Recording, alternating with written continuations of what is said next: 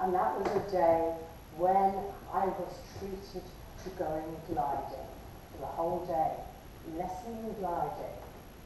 It was my dream. It was something I'd always wanted to do. And there it was. My husband presented me with a little card saying, this is your day. And this is when I changed my mind. I thought, I don't want to do this. But so come with me as we drive on along the motorway with me sinking into the chair. And we get near Oxford and the rolling hills are there and the mists in the background, so beautiful. But not when all I wanted to do was go to a movie because I was so nervous. I joined two other people who were also youths, but they were young people, young men who were obviously knew what they were doing. They had no fear. They couldn't wait to get out there. So I thought, right, come on, we can do it. So along I go, and we walked and we walked and we walked, and we saw nothing. And he said, the gliders are over there, can you push them out? Push them out? The last time I pushed any vehicle was, and I can't go into it too much, was when I was out with a boyfriend and we parked somewhere secluded for a little bit one evening, and it snowed. And by the time we finished whatever we were finishing, the snow was so deep that, and I couldn't drive. So who had to get out and push the car? Me. Since then, I have a phobia about pushing anything. So I got to this glider, and they're big. Ladies and gentlemen, they are big. They may be light, they may be supposed to be gliding, but they have got huge wingspan. I don't know if you've ever seen them. So I pushed one, and I feigned as if I was going to faint, but nobody helped me. And eventually, I got this thing from A to B. Great. Along comes the very good tutor, and he had a parachute, and he gave me a parachute. I thought, I think that's a good beginning.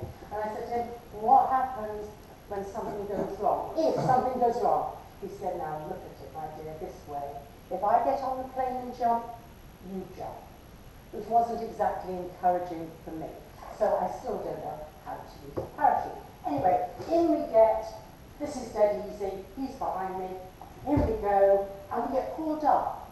I don't know if you've all seen it, you get pulled up by another plane. So you get pulled up on this long, long elastic. And eventually you hear a ping, and it's gone, and there you are. And you're meant to find the thermals. But I thought, well, what happens if you don't find a thermal? Do you just plummet? But he said, no, don't worry, we have found a thermal. So we were riding along nicely. And he said, right, when you're ready, take over. Take over. He said, now, just one or two things to bear in mind. One or two. Look at the horizon. Right. He said, look at what speed you're going, which is not very fast, but are you straight? Don't you? Right. And then he said, and make sure that the wingtips are even. Right.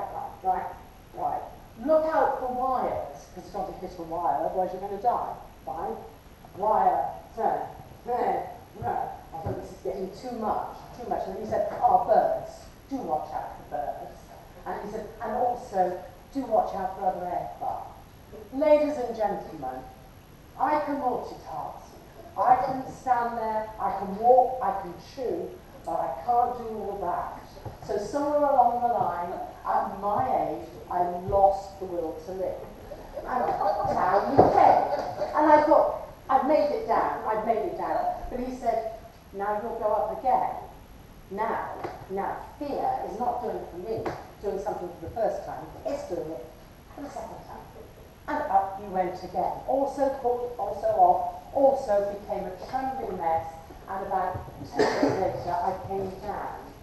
This was only made worse by the two people who had gone up, who were coming down and strutting with power, and I was trying to sort of hide away, thinking, this won't do. And I thought, this is it, no more, I'm going to sit down.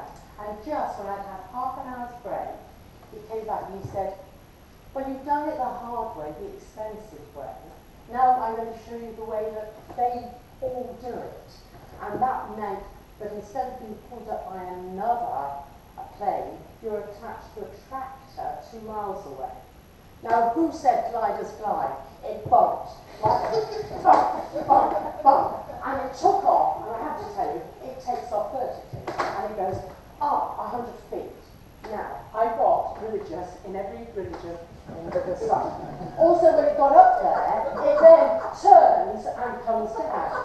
And I have to tell you, I swore with swear words I didn't even know I know. And it came down, and then it sort of floats out. And I thought, I'm going to die. I'm really going to die. And how I survived, I don't know. I really don't know. And I felt very sorry for the pilot. And the other thing is, when you come down, you don't come down that way. You come down like this, sideways. And you think, is this what's going to happen? And you're bumping along, and you suddenly turn around.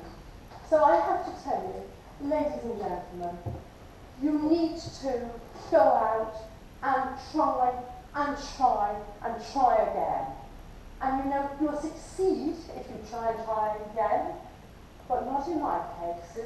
And it's no, in my case it's to succeed, try again, and then fail. But I did it with such honour.